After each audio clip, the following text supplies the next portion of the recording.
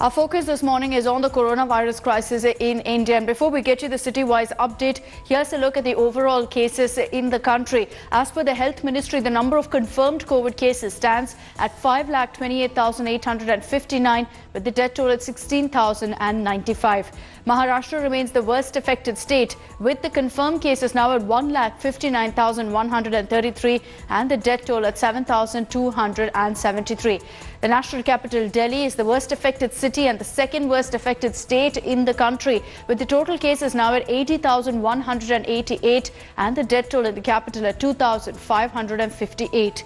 Over to Tamil Nadu, where the confirmed cases stands at 78,335. The death toll has crossed the 1,000 mark. It's now at 1,025. So those are the latest figures from the Health Ministry. It will be updated with the latest numbers that are coming in the next in 24 hours as well, the spike that we've seen in several states. Let's focus this morning on Karnataka, where once again the spike of the cases is worrying, because for the first time the state has recorded more than 1,000 COVID-19 cases since the first case in the state was registered on March 8th. 1,267 cases were reported in Karnataka in the last 24 hours. Bengaluru is accounting for a whopping 783 of those cases. Karnataka till date has recorded over 11,900 COVID-19 cases and over 190 deaths. As Bengaluru witnessed a spike, the B.S. Yediyurappa government has initiated a series of measures to curb the spread of the virus. The state has changed its quarantine rules. From now, anyone arriving from Maharashtra will be sent to 7-day institutional quarantine and then another 7 days in home isolation. For other states, 14 days home quarantine is mandatory. Along with this, the BSY government has also decided to impose lockdown every Sunday in the city from July 5th until further orders. Only essential services will be exempted from the curbs. The existing timing of night curfew from 9 p.m. to 5 a.m. is altered to 8 p.m. to 5 a.m. from today. All persons above the age of 45 and having comorbidities will also work from home.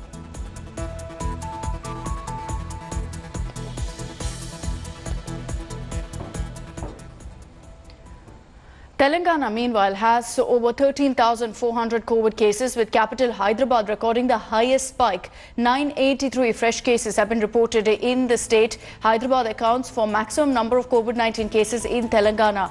The city recorded 816 cases on Sunday.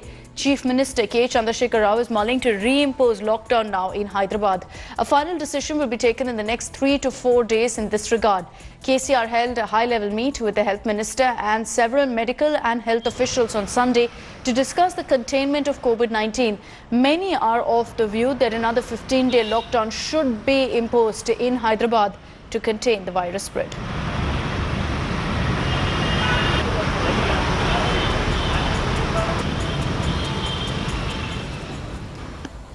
And after having been closed for more than 3 months due to a lockdown imposed to curb the spread of COVID-19, malls in Gurugram as well as in Faridabad are all set to reopen, and this will be from July 1st. The Haryana government released standard operating procedures for malls. As per these new guidelines, malls will open from 9 a.m. and shut at 8 p.m. Entry for customers and employees into the malls will only be allowed with masks on. Hand sanitizers and thermal screening will be placed at the entrance of the mall.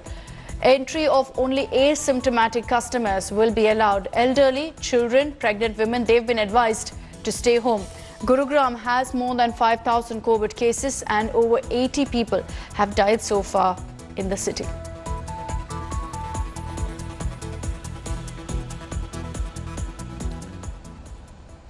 Let's get you the latest from the national capital, where Union Home Minister Amit Shah has taken a dig at the Delhi Deputy Chief Minister Manish Sisodia for projecting 5.5 lakh cases in the capital by July 31st. So he's dispelled such fear, saying that the situation in the capital is under control. Amit Shah also rejected the claim of community spread of coronavirus in the capital.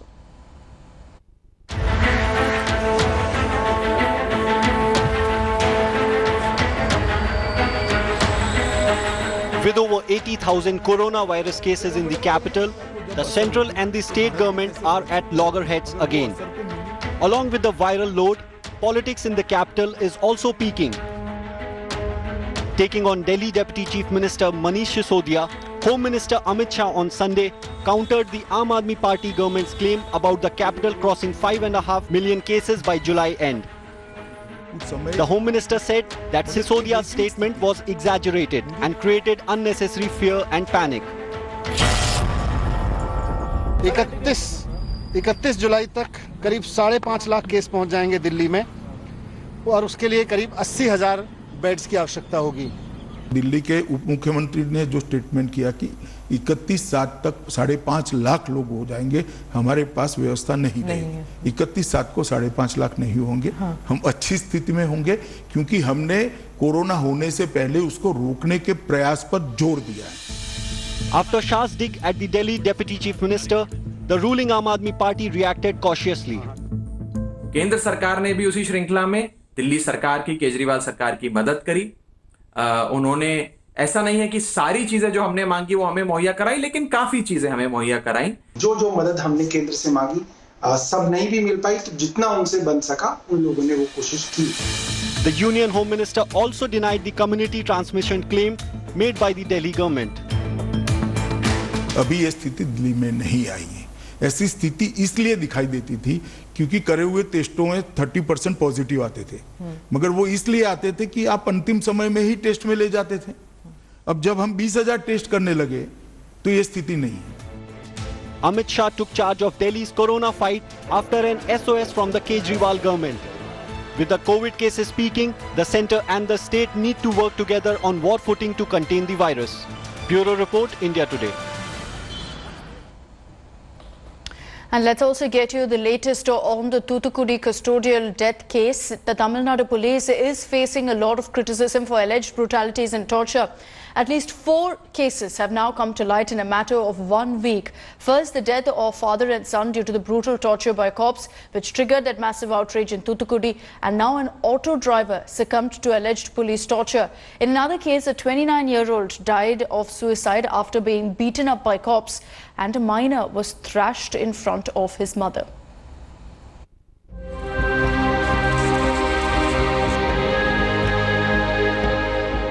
Five days after Jayaraj and Benix were tortured to death in police custody, Chief Minister Palaniswamy has promised a CBI probe. உயர்நீதிமன்ற மதுரை கிளை தானாக முன்வந்து விசாரணைக்கு எடுத்துக் கொள்ளப்பட்டது. அரசு இந்த வழக்கு குறித்து CBI விசாரிக்க முடிவு செய்துள்ளது. நம்மளுக்கு நீதி சொல்றத பொறுத்து நாங்க அதுக்காக காத்துட்டு இருக்கோம்.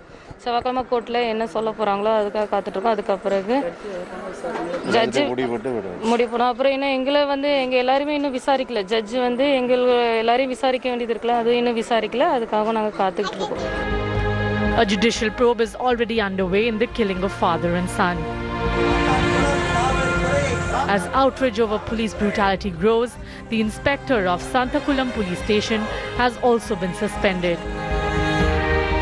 Sridhar was the inspector when the alleged torture took place. So far, 5 cops have been suspended.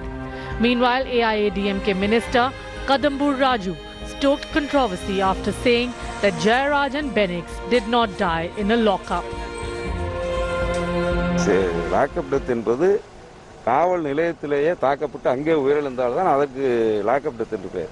ஆனால் இந்த நடைபெற்ற சம்பவம் காவல் நிலையத்தில் விசாரிக்கப்பட்டு காவல் நிலையத்தில் இருந்து அவர்கள் மேஜிஸ்ட்ரேட் முன்பாக ஆஜர்படுத்தப்பட்டு அதற்கு பிறகு கிளைச்சிறையில் அடைக்கப்பட்டு 2 நாட்களுக்கு பிறகு அந்த சம்பவம் நடைபெற்றது. இருந்தாலும் கூட அரசு உடனடியாக நடவடிக்கை மாண்புமிகு முதலமைச்சர் அவர்கள் அந்த காவலர்களை பணியிட நீக்கம் செய்து உத்தரவிட்டார். இன்றைக்கு மதுரை ஹைகோர்ட் கிளை தானாக முன்வந்து அந்த வழக்கை எடுத்திருக்கின்றது.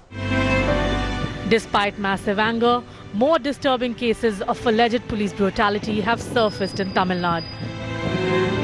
An auto driver from Tenkasi district allegedly succumbed to police torture on Saturday. As per hospital documents, auto driver N. Kumarasan's kidney and spleen were badly damaged, and he also suffered respiratory failure.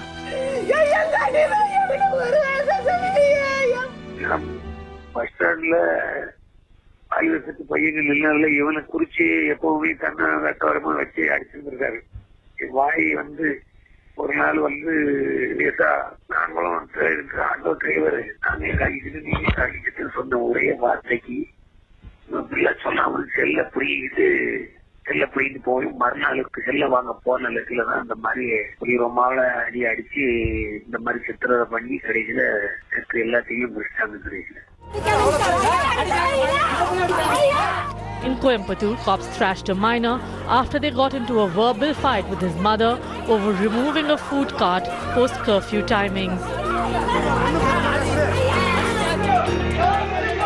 A 29-year-old man, Ganesh Murthy, also died by suicide after allegedly being beaten by 4 policemen in Tuticorin. His family staged protests demanding justice. At least 3 incidents of police brutality have come to light from Tamil Nadu in the same week, and pressure mounts on the Edapadi Palanisamy government to deliver justice to those grieving families.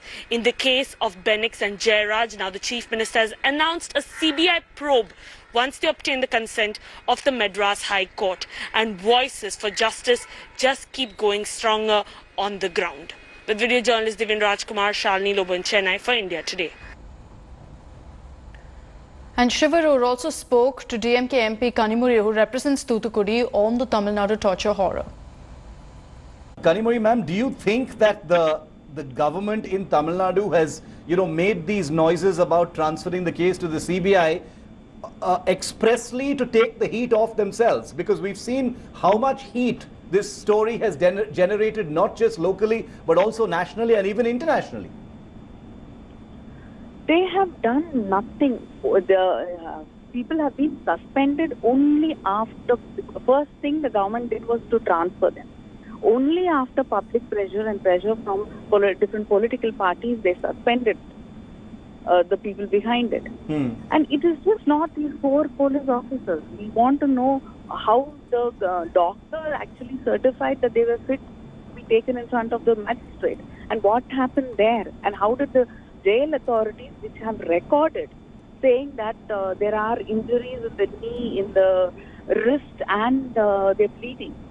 How did they not send them to the hospital? How did they allow them to be jailed, taken into custody?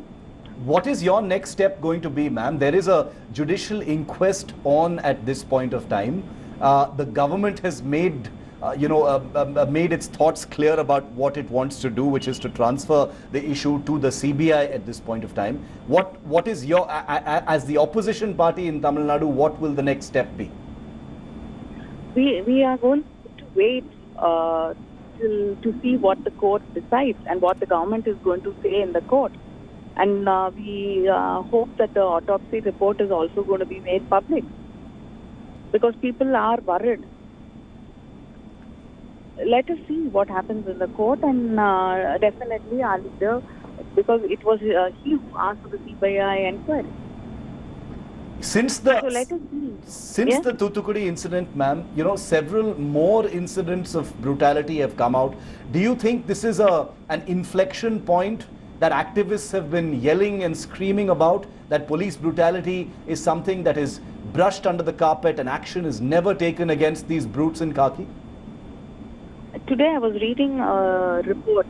In that report it says in 1 year in this country we have around 1,700 custodial deaths. That's not a small number, and this is what people have been talking about, and we've been accepting this as part of life. So I think definitely this is the point where we have to stop, introspect, and we believe that there are checks and balances, but those checks and balances, obviously in this case we've understood that it doesn't work. So we have to make sure and ensure that the checks and balances which will be put in place will protect people. And I definitely think this is a point where we have to stop and make sure that this doesn't happen to anybody else.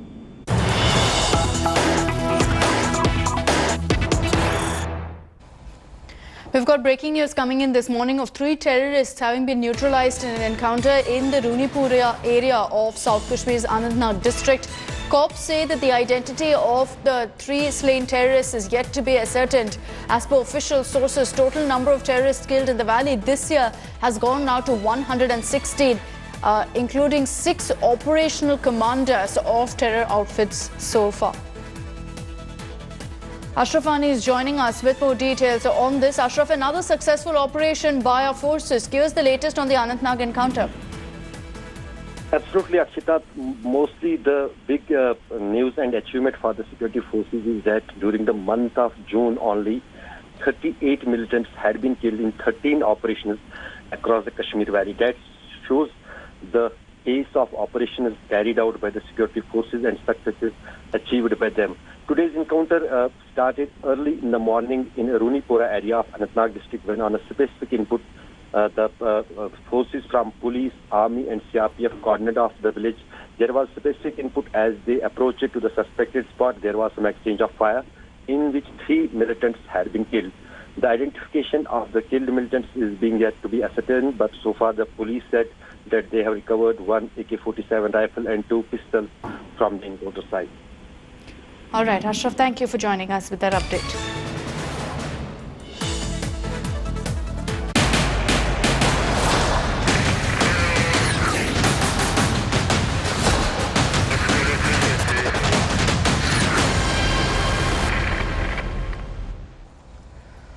Well, it's not just India that has to be wary of Chinese troops at the line of actual control, but the threat is also increasing in other domains. India today has learnt from top sources that there has been a 300% increase in cyber attacks from China post what happened at the Galwan Valley on June 15th. What's alarming is that the Chinese hackers are reportedly using People's Liberation Army infrastructure. Chinese hackers now targeting government agencies and Indian companies with global reputation. Initial targets were indigenous industry, media, mobiles, construction companies, and earlier Chinese hackers operated from either Pakistan or North Korea. Now Indian intel agencies have learnt that most of the new cyber attacks are launched from bases in Beijing, Guangzhou, Shenzhen and Chengdu. ज़्यादातर ये सब cyber attacks जो हैं या hacking attacks जो हैं वो Chengdu area, China के चेंगडू एरिया से ओरिजिनेट हो रहे हैं। इसके साथ साथ ब्रॉडली इनको 3 कैटेगरी में बांटा जा सकता है। नंबर 1 टाइप ऑफ अटैक्स हैं जो कि डिनायल ऑफ सर्विस अटैक्स हैं। दूसरे टाइप के अटैक्स हैं जो कि इंटरनेट प्रोटोकॉल हाईजैकिंग अटैक्स हैं। और थर्ड टाइप के अटैक है वो है phishing attacks. The capacity of Chinese hackers is humongous. We have no idea what their level of hacking abilities are. In every university, there are committed hackers groups which are all funded by the Chinese military, and they have been given specific tasks to hack our systems as and when it is required. And at a time when China has been provoking India along the line of actual control and has pressed its propaganda machinery into overdrive, here's a reality check. A defense analysis of its much-touted combat drone shows that these unmanned aerial vehicles have been regularly falling off the skies. China has been exporting the special version of CH-4B unmanned combat aerial vehicle to many countries including Pakistan, Iraq, Egypt, Saudi Arabia and Algeria. The technology is believed to have been sold to the Chinese by the Iranians, but while China is trying to portray itself as a major defense manufacturer, its drones have been failing miserably. Algeria, which has bought a major consignment of these Chinese combat drones, has reported at least 3 crashes, exposing the reliability of Chinese manufactured drones. Prime Minister Modi, meanwhile, issued a veiled warning to Beijing, saying that India can pay back its aggressor in the same coin. During his radio address, Man Ki Baat, the Prime Minister asserted that those who dared us in Ladakh were given a befitting reply. But on the political front, the temperatures continue to soar, with Congress accusing the Prime Minister of living in denial over the LAC standoff, which evoked a strong response from Amit Shah.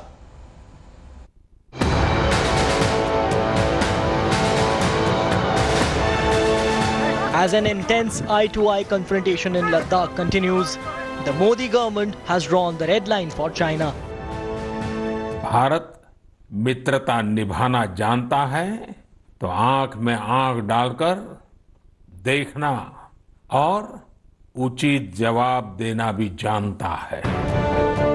Prime Minister Narendra Modi, in no uncertain terms, declared that those who challenged India were given a befitting reply. दुनिया ने अपनी संप्रभुता और सीमाओं की रक्षा करने के लिए भारत की ताकत और भारत के कमिटमेंट को भी देखा है। लद्दाख में भारत की भूमि पर आंख उठाकर देखने वालों को करारा जवाब मिला है। हमारे वीर सैनिकों ने दिखा दिया है कि वो कभी भी मां भारती के गौरव पर आंच नहीं आने देंगे। While the Prime Minister assured the nation that its integrity won't be compromised, a full-blown political war of words erupted. Home Minister Amit Shah, in a scathing attack, accused Rahul Gandhi of indulging in shallow-minded politics over the border face-off. इतने बड़े राजनीतिक दल के पूर्व अध्यक्ष इतने संकट के समय में इतनी ओछी राजनीति करते हैं, तब दुख होता है।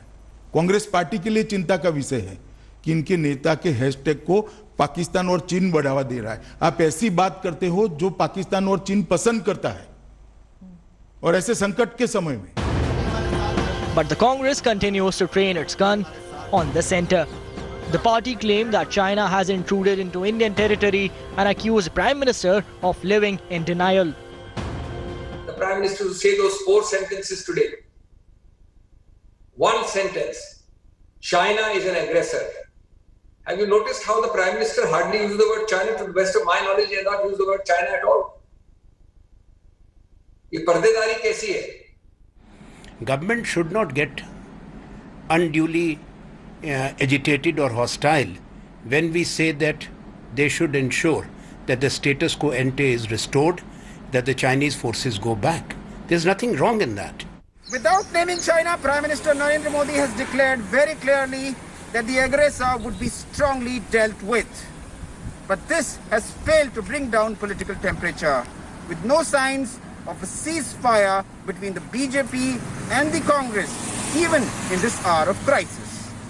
This is Anand Patel in New Delhi for India Today. And Nepal Prime Minister KP Sharma Oli has claimed that India is hatching a conspiracy to topple his government. The statement from Oli comes after a fresh political turmoil unfolded in the Himalayan country, with the ruling Nepal Communist Party seeking Oli's resignation. KP Oli has alleged the Indian embassy in Nepal was conspiring in the same. Prime Minister Oli has also claimed that conspiracies were being plotted against him since the constitutional amendment showing Indian land in a Nepali map. On June 13th, Nepal's parliament passed the amendment to include the new political map featuring areas of Lipu Lake, Kalapani and Limpiadhura in its constitution. India has been maintaining that these 3 areas are a part of India. Hi everyone, Preeti Chaudhary here. Hope you like this video. For latest news and analysis, like and subscribe to the India Today YouTube channel. And don't forget to press the bell icon to stay updated. Thank you for watching.